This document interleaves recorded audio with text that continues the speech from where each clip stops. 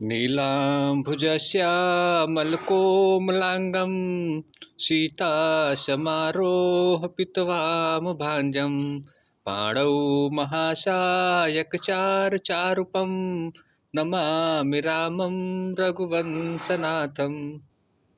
साथियों नमस्कार, सुप्रभात, आपका दिन शुभ हो।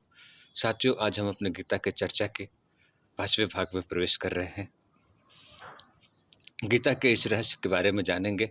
श्री कृष्ण कहते हैं, इमं विश्वते योगम प्रोक्तावानम हम व्ययम विश्वासानम नवे प्राहम मुनिरिष इक्ष्वाकुवे व्रत ब्रवीत एवं परंपरा प्राप्तम मिम राजर्षिो विदुः सक्लाननेह महता योगो नष्ट परंतप। अर्जुन, मैंने सबसे पहले इसका उपदेश सृष्टि के आरंभ में ही कर दिया था और मैंने भगवान सूर्य को सबसे पहले यह योग विद्या सिखाई थी। भगवान सूर्य का साथियों एक नाम विश्वस्वान है। विश्वस्वान के उपदेश के बाद उन्होंने अपने पुत्र मनु को सुनाया और मनु इक्ष्वाकु को सुनाया। इक्ष्वाकु के द्वारा पूरे संसार में, धरती पर सबके पास तक यह ज्ञान गया, लेकिन समय का परिवर्तन होते होते वह ज्ञान त्रस्त भ्रष्ट और छिन्न भिन्न होने लगा। साथियों आज जो मैं तुमसे ये कह रहा हूँ, ये मेरे द्वारा यह प्राचीन योग तुमसे ही कह रहा हूँ, कारण कि तुम मेरे सबसे प्रिय शिष्य हो और तुम इसे समझ सकते हो। साथियों अर्जुन फिर भी शंका में पड़ जाते हैं। क्यों न पड़ जाएं? जब भगवान श्री कृष्ण कहते हैं कि यह मैं सबसे पहले सूर्यदेव को सुनाया था, तो अर्जुन चिंता में पड़ जाते हैं और पूछते हैं, प्रभु सूर्यदेव तो आदि सृष्टि के समय से हैं और आपका जन्म तो अभी हुआ है। सच है ना बात? जो कोई भी मनुष्य यही सोचेगा। श्री कृष्ण भगवान उनको फिर समझाते हैं, अर्जुन मैं सृष्टि के आरंभ में भी था और अभी भी हूँ। बहुनी में व्यतीतानि जन्मानि तव चार्जुन तान्यहं वेद सर्वाणि न त्वं वेत्थ परंतपे। हे परंतप अर्जुन, मेरे और तेरे अनेकों जन्म हो चुके हैं। मुझे वो मेरा सारा जन्म याद है, लेकिन तुम्हें केवल यही जन्म याद है। इसके पीछे जन्म का तुम्हें कुछ भी याद नहीं है। पिछले जन्म का हम सभी मनुष्यों को सच में साथियों कुछ भी याद नहीं रहता है, लेकिन वो भगवान है कृष्ण, उनको सब कुछ याद है। वो लीलाधारी है। साथियों अर्जुन, मैं अजन्मा अविनाशी समस्त जीवात्माओं का परमेश्वर हो। साथियों हमारे सत्य सनातन धर्म में ही हमारे कृष्ण भगवान ही ऐसे जगत गुरु हुए जो अपने आप को अजन्मा अविनाशी और परमेश्वर माना है। बाकी आपको किसी भी अन्य लोगों के द्वारा ये सुनने को नहीं मिलेगा। ये एक छोटी बात है, लेकिन मैं इसको बता रहा हूँ। हमारे ही भगवान श्री कृष्ण ने कहा है कि मैं ही परमेश्वर हूँ और मैं ही सृष्टि का पालन करता हूँ, मैं ही उसका संहार करता हूँ और मैं ही फिर उस सृष्टि को नया रूप देता हूँ। साथियों गीता का यही श्लोक है जिससे हम सब लोगों को जानना चाहिए कि हमारे सनातन धर्म में भगवान श्री कृष्ण ने ही अपने आप को परमेश्वर माना है। अजोपि संज्ञानयात्मा भूतानां सर्वोचनः प्रकृतिं स्वरधिष्ठाय संभयामि आत्मया यदा यदा हि धर्मस्य ग्लानिर्भवति भारतः अभ्युत्थानाम् अधर्मस्य तदात्मानं सृजाम्यहम्। साथियों भगवान श्री कृष्ण कहते हैं, जब जब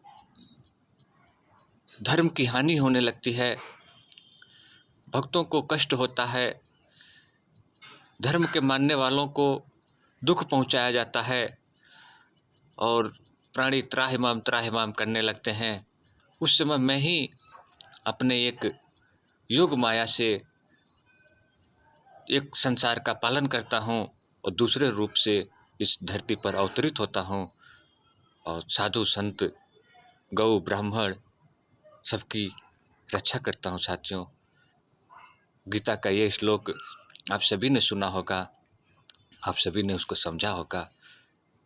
साथियों, परित्राणाय साधूनां विनाशाय च दुष्कृतां धर्म संस्थापनार्थाय संभवामि युगे युगे।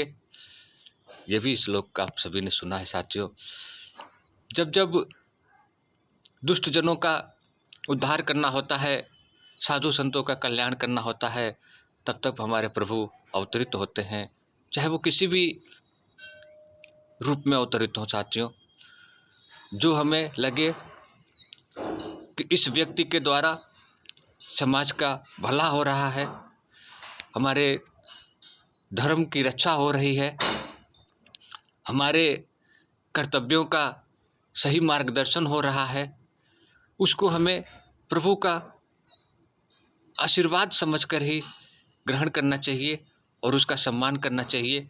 वो प्रभु के द्वारा ही भेजा गया या स्वयं प्रभु ही आए हों, ये हमें मान करके उनकी बातों का हमें अनुसरण करना चाहिए और उनके बताए गए रास्ते पर हमें चलना चाहिए। साथियों, यही बात हमारे गोस्वामी तुलसीदास जी ने रामायण में भी लिखी है। साथियों, जब जब होई धर्म के हानि बाढ़हि असुरे अधम अभिमानी करहि अनीति जाय नहीं बरनी सीधहि विप्र धेनु सुर तर सरहि धरनी तब तब प्रभु धरि विविध शरीरा हरहि कृपा निधि सज्जन पीरा।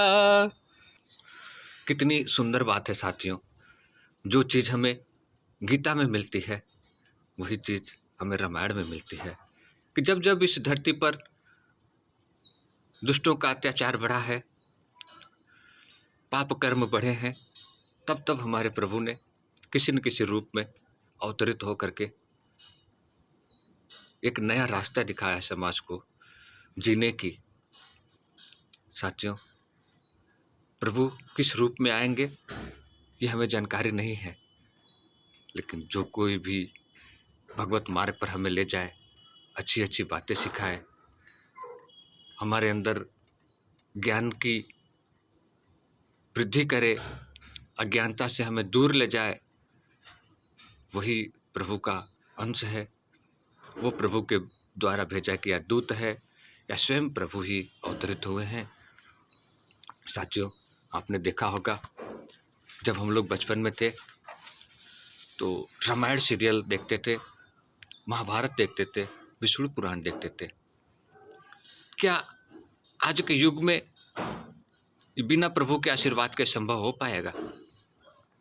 कहीं न कहीं प्रभु का आशीर्वाद रहा होगा। साथियों, जो इतने अच्छे अच्छे कलाकार मिले, रामायण जैसी सीरियल बनी, भगवान की ही कृपा कहेंगे तुलसीदास जी के ऊपर, जो इतनी सुंदर रामचरितमानस की रचना की, भगवान की ही कृपा कहेंगे स्वर्गीय रामानंद सागर जी के सागर परिवार के ऊपर, जो इतना सुंदर उन्होंने रामायण दिया, विष्णु पुराण दिया, B.R. चोपड़ा जी ने महाभारत जैसा एक सुंदर धारावाहिक दिया, जिसे हम लोग देख करके सुन करके बड़े हुए हैं और उन्हीं का अनुसरण करते हुए अपने आप को उस रूप में जीने का प्रयास कर रहे हैं। साथियों, ये प्रभु के बिना संभव नहीं था।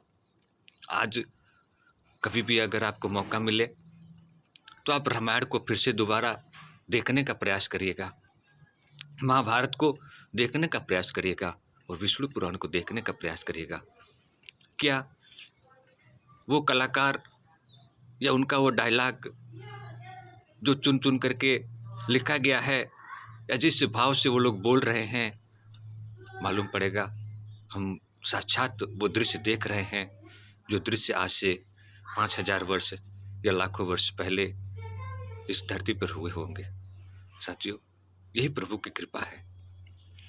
वो चाहें तो कुछ भी कर सकते हैं। वो राजा को रंक बना सकते हैं और रंक को राजा बना सकते हैं। बहुत सारी कथाएं आती हैं साथियों, जो किंवदंती के अनुसार होती हैं, लेकिन उनका हमारे जीवन में बहुत महत्वपूर्ण योगदान होता है। कथाएं आप लोगों ने बहुत सुनी होंगी, जो कथाएं हमें ज्ञान मार्ग पर ले जाए और हमारे अंदर कुछ नई चेतना का संचार करे।